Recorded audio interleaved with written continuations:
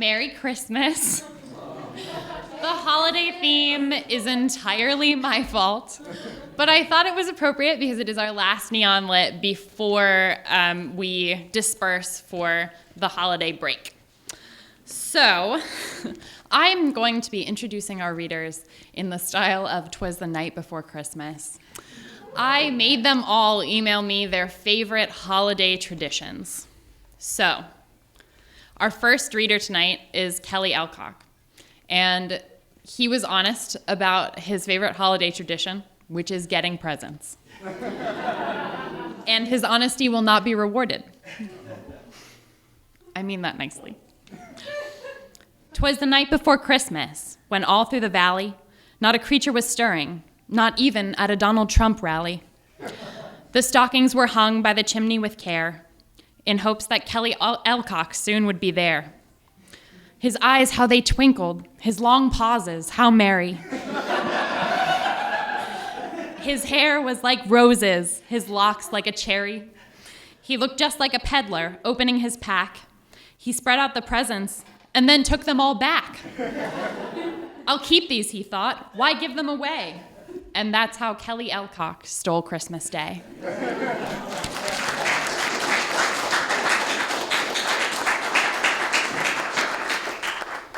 He will not be rewarded for his honesty. It's like she's getting my mail.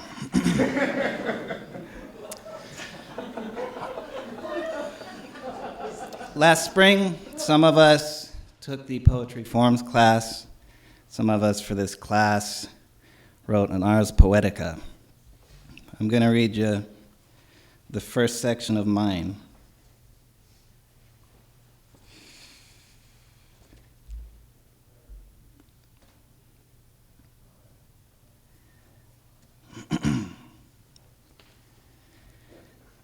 This is dedicated to all of those who get a school assignment and say, I'm gonna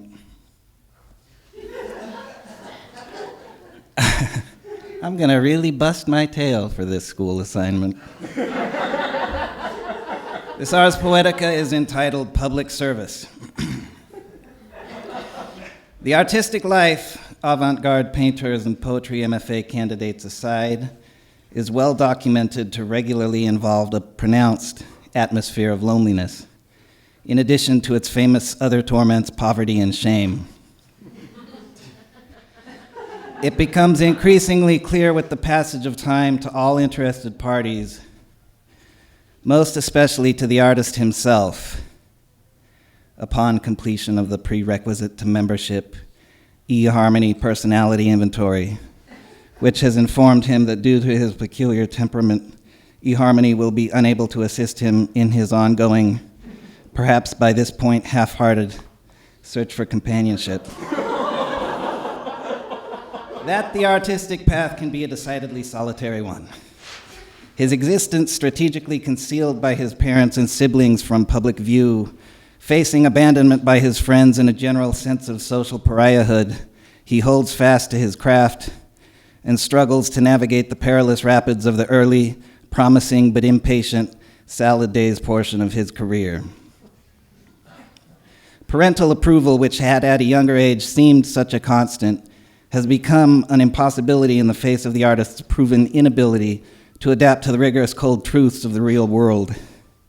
They wonder, dismayed at his egotistical and childish refusal to acknowledge an obviously unremunerative lack of talent. Their manners become awkward and forced whenever he shows up. They don't wish to be stuck with him through their retirement, I know, and later life. And at the table, they look at their food and talk about other people's children. Oh, it gets better. The girls he knows, often intrigued at first by the possibilities offered by the creative type, come to see that none of his crazy ideas will ever amount to much, and though remaining friendly and with the best of intentions, begin to appear in his field of vision less frequently, eventually marrying and producing children with some office guy or electrician's son. The girls will stay in touch with each other, swapping baby pictures in their own competitive fashion, but their old friend, the struggling artist, for the quotation marks will have become a necessary component of the title, will remain a forgotten afterthought of this more successful network.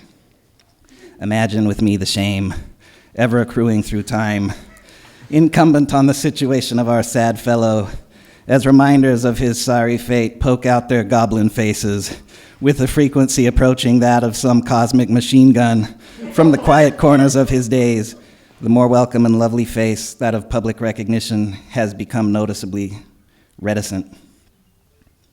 Why can't he hold down a real job like the rest of us? Recall with me the perhaps not unforeseeable preeminence of money in the contemporary moral conscience of America. Recall with me how the vital question of it has come to take on a virtually religious significance. Anyone baptized into the program knows that more work equals more money.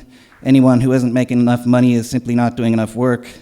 Therefore, this misguided friend's persistent but disastrous artistic pursuit, by definition, does not qualify as work and thus must be acknowledged already as the juvenile and defiant fantasy that we all knew a long time ago it most certainly is.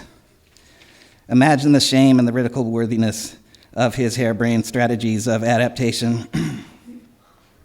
He might become a janitor, stone silent the livelong day, peculiar and discussed at dinner table by others, spending his nights teaching himself to paint with the untrained, idiosyncratic genius of the hillbilly banjoist, employing the kind of technique the trained never get the chance to even consider, and writing by hand thousands of pages of some ongoing saga of the fairy-like and flower-bearing unreal. He might become neurotic about the quality of his output and grow unsure of himself when it comes to sharing. This could even be taken to the extreme of asking close friends to destroy, in his case of his death, any evidence of his activity, that shameful lifelong source of such a kind-faced, sinister type of persecution. He might.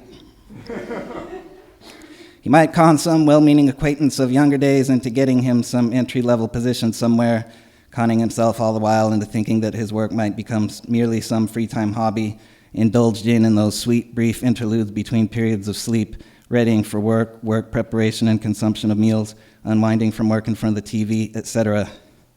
He soon finds, however, that this one's no good as a hobby, and those brief, then gradually briefer interludes only remind him of the necessity of prolonged, concentrated effort to the production of anything at all worthwhile. Alas, through the smiling but duplicitous machinations of his fellow rats in their common mad dash around the racetrack, it's too far there. The company will, of course, soon grow aware of his true allegiances. He might, in a last-ditch effort, hire on with some corporation's affiliated temp agency and wear street clothes for months among beige-trousered, blue-shirted, ID-wearing immigrants, ex-convicts, and some more on their way to jail. With these others, he'll happily sign the regulations they all ignore. With these others, he will all shift, swim through the poison chemicals which trickle across his cheek in his sweat like dye.